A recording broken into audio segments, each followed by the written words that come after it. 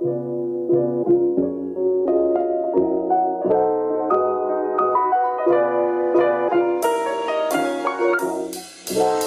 halo orang-orang sukses yang hobinya rebahan sambil nontonin alur cerita film. Terima kasih karena sudah klik video ini.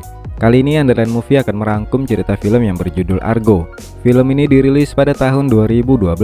Diangkat dari kisah nyata, film ini berfokus pada gejolak di tengah terjadinya revolusi Iran pada tahun 1979.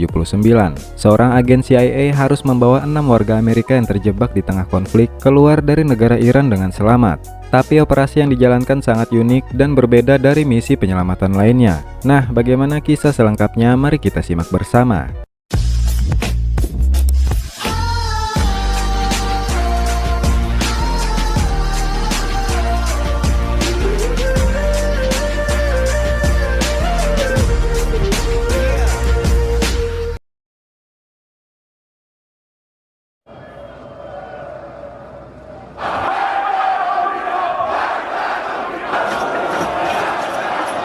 Selama 2500 tahun, Iran yang dulunya dikenal sebagai kerajaan Persia dikuasai oleh para raja yang dikenal sebagai Shah dengan sistem kepemimpinan monarki. Di tahun 1950, rakyat Iran memilih Mohammad Mossadegh sebagai Perdana Menteri. Mossadegh menasionalisasi aset perusahaan minyak Inggris dan AS, mengembalikan minyak Iran kepada rakyatnya. Namun di tahun 1953, AS dan Inggris merancang kudeta yang menggulingkan Mossadegh dan melantik Reza Pahlavi sebagai Shah. Pahlavi dikenal suka hidup mewah dan berfoya-foya, sementara rakyatnya kelaparan hingga menimbulkan kerusuhan. Pahlavi mempertahankan kekuasaannya dengan membentuk pasukan Shafaq untuk melenyapkan orang-orang yang mulai memberontak. Ketika Pahlavi memulai kampanye untuk membaratkan Iran, sebagai pemegang tradisi di Iran, kaum Syiah pun marah besar. Hingga di tahun 1979, rakyat Iran berhasil menggulingkan Pahlavi. Seorang imam yang diasingkan bernama Ayatullah kembali untuk memerintah Iran. Terciptalah balas dendam dan kekacauan. Sekarat akibat kanker, Pahlavi diberi suaka untuk berobat ke AS. Rakyat Iran melakukan demonstrasi besar-besaran ke gedung kedutaan AS dan meminta Pahlavi dipulangkan untuk diadili atas perbuatannya terhadap rakyat Iran.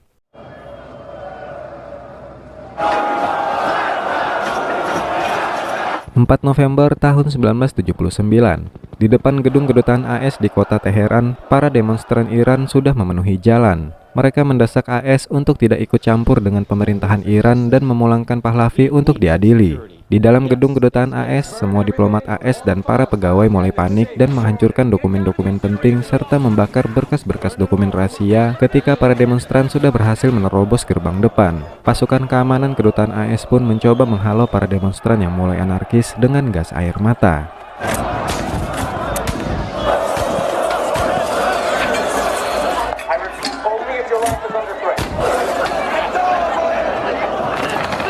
Sementara di gedung pengurus imigrasi, 6 orang diplomat AS berencana melarikan diri lewat pintu darurat bersama beberapa imigran Iran yang sedang mengurus visa. Tidak lama kemudian, seluruh gedung kedutaan pun berhasil diambil alih oleh para demonstran. Sekitar 60 orang yang terdiri dari diplomat AS dan pegawai kedubes dijadikan sandera oleh para demonstran untuk menuntut Amerika Serikat. Sementara 6 orang diplomat AS yang berhasil kabur bersembunyi di kediaman duta besar Kanada yang tidak jauh dari lokasi kedubes AS.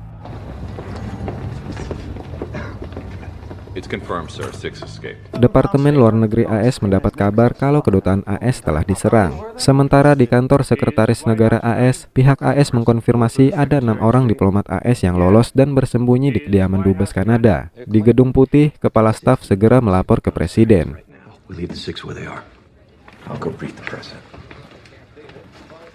Hari ke-69 warga Amerika disandra di Teheran. Pihak CIA diberikan misi untuk memulai operasi usaha pembebasan 6 diplomat AS yang bersembunyi dan berstatus sebagai tamu di kediaman dubes Kanada. Agen CIA Tony Mendes, seorang ahli terbaik pembebasan sandera, dibawa oleh pimpinannya Jack O'Donnell untuk mengikuti rapat intelijen bersama pejabat tinggi lainnya. CIA berupaya menyusun sebuah operasi rahasia untuk membawa 6 diplomatnya keluar dari Iran sebelum orang Iran tahu kalau 6 orang diplomat AS berhasil lolos. Beberapa ahli intelijen memberikan opsi mengirimkan sepeda untuk membawa 6 orang tersebut keluar melalui jalur tikus menuju perbatasan Turki. karena mobil tidak mungkin bisa lewat karena adanya penghalang jalan. Tapi Tony menentang opsi tersebut karena jarak ke perbatasan Turki sangat jauh. Ditambah lagi cuaca musim dingin yang tidak mendukung. Tony memberikan opsi membuat penyamaran untuk 6 orang tersebut sebagai jurnalis dan membawa mereka keluar melalui bandara. Tapi opsi dari Tony dinilai sangat beresiko karena pasukan revolusi Iran saat itu sudah menduduki bandara.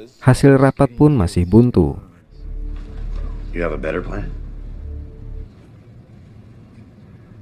No, sir. Sementara itu, situasi antara Iran dan Amerika semakin memanas. Kabar berita mengatakan, jika Amerika membebaskan Sandra dengan kekuatan militer, maka pasukan revolusi Iran akan meledakkan gedung kedutaan AS. Demonstrasi anti-Iran juga terjadi di Amerika. Warga Amerika mengecam aksi penyanderaan yang dilakukan oleh pasukan revolusi Iran. Bahkan, kekerasan juga dialami oleh warga negara Iran yang ada di Amerika. Sementara itu, 6 orang yang bersembunyi di kediaman dubes harus selalu bersembunyi di ruang bawah tanah jika keadaan di luar dirasa sedang tidak aman.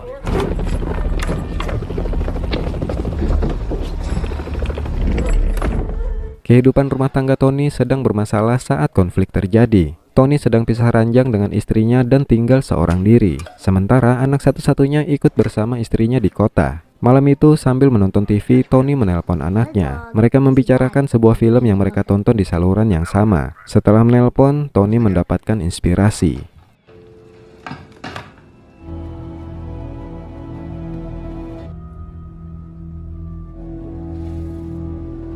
Keesokan harinya ketika rapat bersama Departemen Luar Negeri, Tony menyampaikan idenya. Tony berencana menyelamatkan 6 diplomat AS itu dengan berpura-pura menjadi kru film. Tony berkata dia akan menghubungi kenalannya di LA yaitu John Chambers, seorang ahli protestik dari Hollywood Film dan pernah mendapatkan Oscar untuk film Planet of the Apes. Tony berencana akan membuat produksi film mereka terlihat sangat nyata. He sets us up 1-2 days, make it look real. Sementara di Iran, dari buku daftar pegawai yang masih diperbaiki dan disusun kembali, Garda Revolusi Iran menyadari kalau ada beberapa nama dari pegawai yang disandra tidak ada di kantor kedutaan AS. Jika mereka selesai menyatukan nama-nama dan foto dari daftar pegawai di kedutaan, mereka akan menemukan 6 pegawai yang hilang tersebut. Setelah rapat, Jack menyampaikan ke Tony kalau Departemen Luar Negeri setuju dengan Tony dan menyuruhnya segera pergi ke LA menemui John Chambers. We want you to go to LA. The whole country is watching you.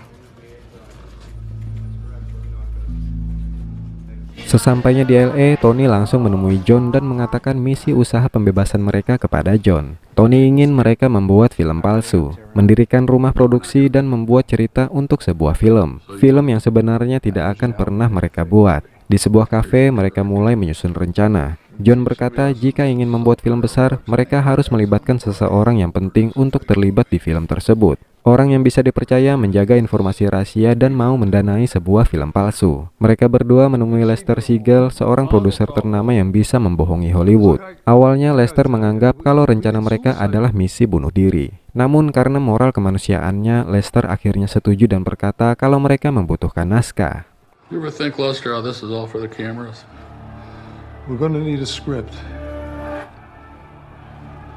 Sementara itu di kediaman Dubes Kanada ketika mereka selesai makan malam, asisten rumah tangga Dubes Kanada bernama Sahar menaruh curiga dan bertanya kepada istri Pak Dubes kenapa teman-teman Pak Dubes yang katanya dari Kanada tidak pernah keluar dari rumah. Istri Pak Dubes pun berkata kepada Pak Dubes kalau Sahar sudah mulai curiga. Di LA, John, Lester, dan Tony mulai memikirkan naskah yang akan mereka gunakan. Tony terinspirasi naskah dari film Argo yang mengisahkan tentang petualangan sains fantasi. Kemudian Tony dan Lester menemui seorang penulis naskah terkenal, dan mereka membuat kesepakatan membeli naskah dari orang tersebut agar terlihat lebih meyakinkan. You want to go into production with this in 1 month? 1 month, yeah.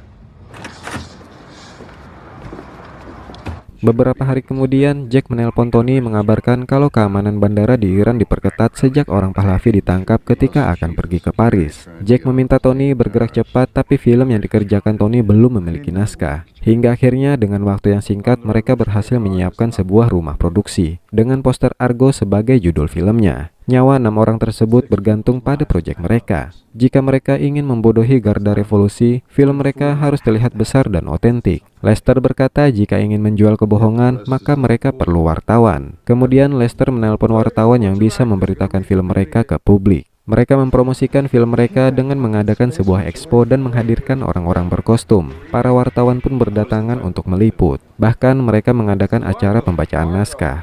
The Argo lies my hope, my hero.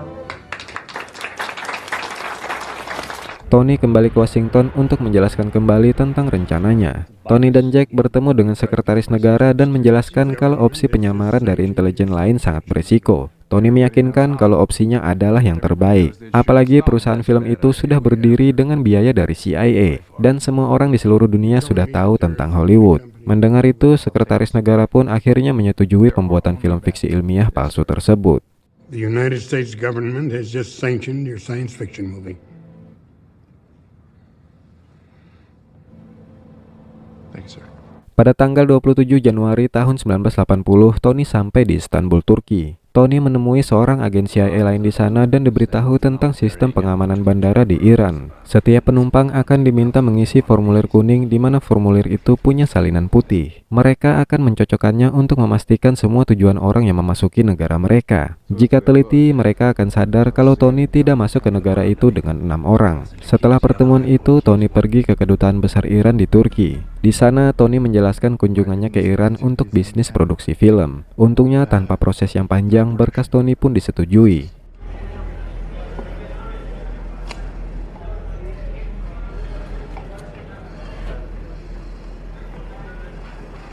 Setelah itu, Tony berangkat dari Turki dan mendarat di Iran. Ketika sampai di bandara Iran, Tony merasa banyak mata yang mengawasi bandara. Dari bandara, Tony naik taksi menuju Departemen Kebudayaan untuk menunjukkan berkasnya dan meminta izin melakukan produksi film di Iran. Setelah itu, Tony menemui Duta Besar Kanada. Di dalam mobil, Pak Dubes memberikan paspor Kanada untuk Tony sebagai identitas palsu. Hanya saja stempelnya masih kosong. Tony berkata kepada Pak Dubes kalau persiapan penyamaran mereka butuh 1-2 hari. Kemudian mereka akan terbang keluar dari Iran. Pak Dubes juga mengabari kalau asisten rumah tangganya diduga sudah tahu tentang ke-6 orang tersebut. Pak Dubes memohon kepada Tony untuk menjalankan misinya secepat mungkin. Setelah itu, Tony dibawa ke kediaman Pak Dubes. Di sanalah Tony bertemu dengan mereka semua. Melihat Tony, ke-6 orang itu seakan melihat sedikit harapan untuk bisa kembali pulang.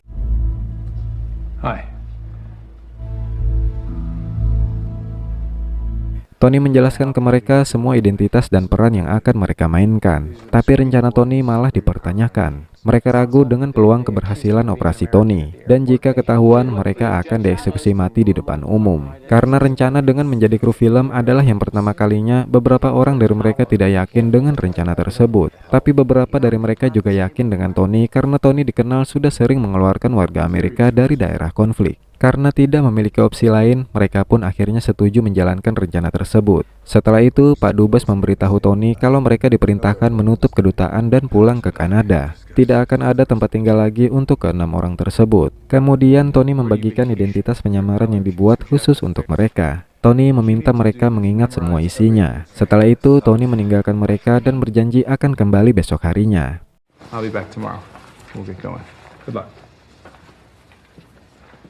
Sesampainya di hotel, Tony membuat cap bandara di paspor ke-6 orang tersebut. Tidak lama kemudian, dia mendapatkan surat dari Departemen Kebudayaan yang menyetujui pencarian lokasi untuk film Tony. Mereka akan mengirimkan perwakilan untuk bertemu dengan Tony dan krunya jam 3 sore besok harinya. Tony mengabari perkembangan misinya kepada Jack, tapi Jack khawatir dengan penyamaran mereka. Karena 7 warga asing berjalan di pasar tentu saja akan mengundang keributan. Tapi Tony tidak punya pilihan lain karena jika mereka tidak datang, mereka akan dicurigai. Pagi harinya, Tony datang ke rumah Pak Dubes memberitahu ke-6 orang tersebut kalau mereka semua harus ikut ke Grand Bazaar jam 3 sore. Perdebatan pun kembali terjadi. Joe dan Katie, sepasang suami istri yang bekerja menjadi diplomat AS, menolak untuk ikut karena menurut mereka hal itu sama saja dengan bunuh diri.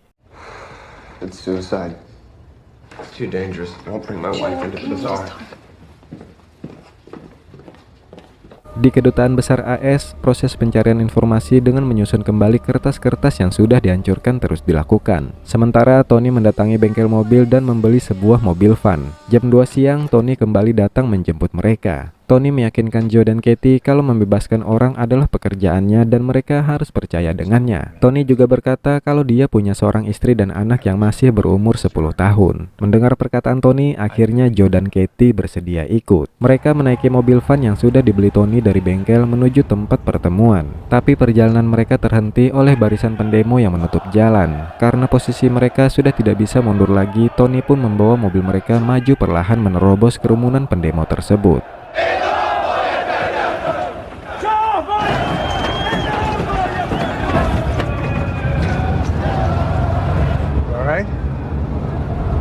Sesampainya di Grand Bazaar, Tony disambut oleh perwakilan dari Departemen Kebudayaan. Sambil berjalan kaki, mereka diberitahu tentang keunggulan pasar Teheran. Tapi ternyata ada seseorang yang mengambil gambar mereka saat itu. Berperan sebagai perancang produksi, Katie berpura-pura mengambil gambar sekitar. Ternyata ada satu pemilik toko yang tidak terima tokonya difoto. Karena situasi semakin tidak kondusif, mereka mengakhiri kunjungan sore itu. Sementara itu di kediaman Dubes Kanada, pasukan revolusi datang dan meminta keterangan dari Sahar, asisten rumah tangga Pak Dubes yang sedang menyapu halaman. Mereka bertanya sudah berapa lama tamu Pak Dubes tinggal di kediaman Pak Dubes. Tapi tidak diduga Sahar melindungi Tony dan teman-temannya dan berkata kalau mereka baru datang 2 hari yang lalu. Semua orang yang ada di dalam rumah itu adalah kawan Iran. Mendengar itu, pasukan revolusi pun kemudian pergi.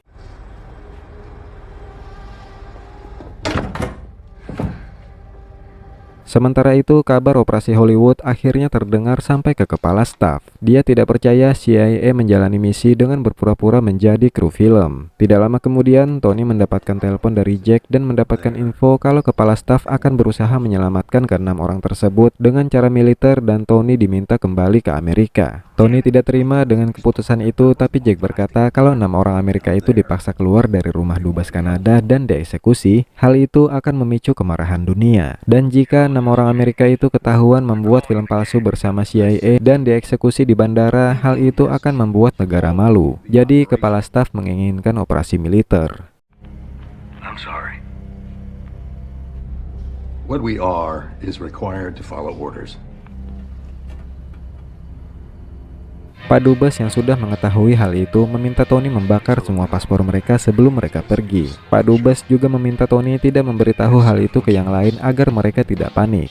Ketika kembali ke hotel, Tony bimbang antara menjalankan tugas yang diberikan oleh pemerintah yang dia tahu peluang keberhasilannya sangat kecil, atau tetap menjalankan rencana yang sudah dia buat. Keesokan harinya setelah memikirkan semalaman, Tony menghubungi Jack dan berkata kalau dia yang akan bertanggung jawab atas semuanya. Tony menjemput mereka semua karena hari itu kedutaan besar Kanada juga harus dikosongkan. Sebelum pergi, Tony memberikan info ke mereka semua kalau mereka akan melewati beberapa pos. Pos pertama hanya untuk memeriksa paspor mereka. Di pos berikutnya, mereka harus menyerahkan formulir kuning ketika mereka datang. Petugas akan mencocokkannya dengan salinan putih yang tidak pernah ada. Mereka harus berbuat seakan-akan pihak bandara sudah berbuat kesalahan menghilangkan salinan putih tersebut. Pos yang ketiga adalah jebakan yang dijaga oleh garda revolusi. Sebagian besar dari mereka sudah paham dengan ciri-ciri orang Amerika, dan mereka sedang mencari orang Amerika. Pak Dubes dan istrinya juga bersiap-siap kembali ke Kanada. Setelah 2 bulan lebih dilindungi Pak Dubes dan istrinya, ke-6 orang itu hanya bisa membalas kebaikan Pak Dubes dengan berterima kasih.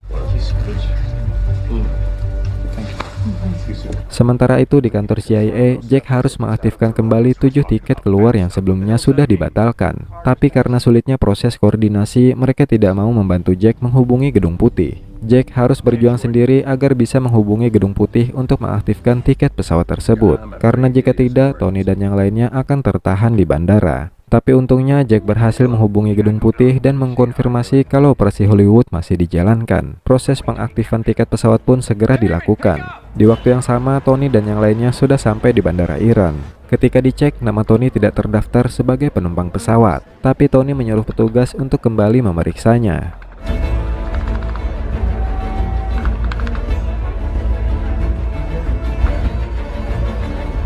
My apologies, that just came through. Swiss Air says they picked up the tickets. Mereka melewati pos pertama untuk pemeriksaan paspor, kemudian berlanjut ke pos kedua. Di pos kedua, formulir kuning akan dicocokkan dengan salinan putih. Tapi para petugas tidak bisa menemukan salinan putih mereka. Petugas pun bertanya kapan mereka datang ke Iran dan apa tujuannya. Sesuai dengan yang Tony ajarkan, mereka menjawab datang 2 hari yang lalu untuk mencari lokasi syuting film. Mereka juga memberikan surat rekomendasi dari Departemen Kebudayaan. Dan akhirnya mereka diizinkan untuk pergi. Di pos selanjutnya mereka berhadapan dengan Garda Revolusi. Walaupun mereka dari Kanada, mereka tetap dicurigai dan diinterogasi. Garda Revolusi terus berbicara dengan bahasa Iran, untungnya Joe bisa berbahasa Iran. Joe menjelaskan tujuan mereka ke Iran untuk membuat film, tapi mereka tidak percaya. Akhirnya Tony menyuruh mereka untuk menghubungi kantor produksi di Hollywood untuk memastikan kebenarannya. Ketika dihubungi, Lester dan John sedang tidak ada di tempat. Mereka sebenarnya ingin kembali ke kantor produksi tapi terhambat oleh orang-orang yang sedang syuting dan tidak bisa lewat. Tapi untungnya mereka kembali tepat waktu dan sempat mengangkat telepon tersebut. Karena kebenarannya sudah dikonfirmasi, mereka pun diizinkan pergi. We can go. Di waktu yang sama di kantor kedutaan Amerika, mereka berhasil menyusun potongan kertas yang memperlihatkan salah satu wajah diplomat AS. Mereka menemukan kecocokan dengan foto yang diambil di pasar Teheran. Pasukan revolusi pun segera bergerak mendatangi kediaman Dubes Kanada, tapi mereka sudah terlambat. Mereka langsung menghubungi rekan mereka yang ada di bandara. Sementara itu, Tony dan rombongannya sudah berhasil masuk ke pesawat. Pasukan revolusi yang menerima info dari rekannya langsung bergerak mengejar mereka.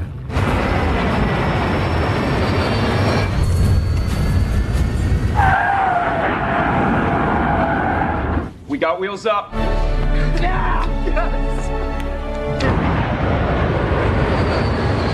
Untungnya pesawat Tony berhasil lepas landas dan sudah keluar dari wilayah udara Iran. Mereka semua bahagia bisa keluar dari negara Iran dengan selamat.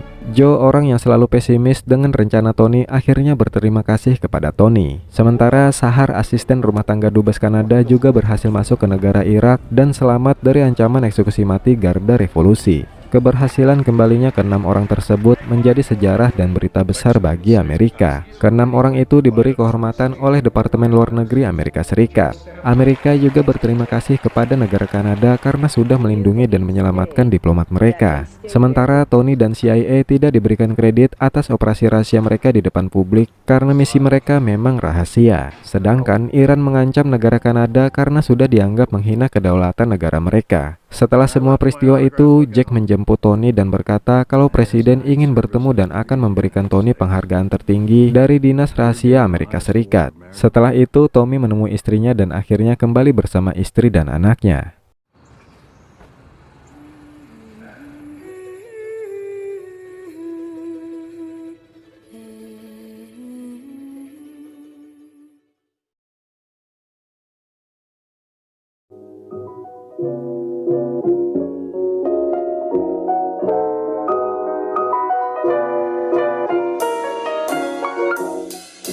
Saat semua sandera dibebaskan, mereka habiskan 444 hari dalam penahanan. Keterlibatan CIA membantu kedutaan Kanada dalam membebaskan 6 orang di Teheran menjadi contoh bagi kerjasama internasional antar pemerintah. John Chambers dianugerahi medali penghargaan intelijen CIA penghormatan tertinggi untuk warga sipil. Tony tinggal di daerah pedalaman di Maryland bersama keluarganya.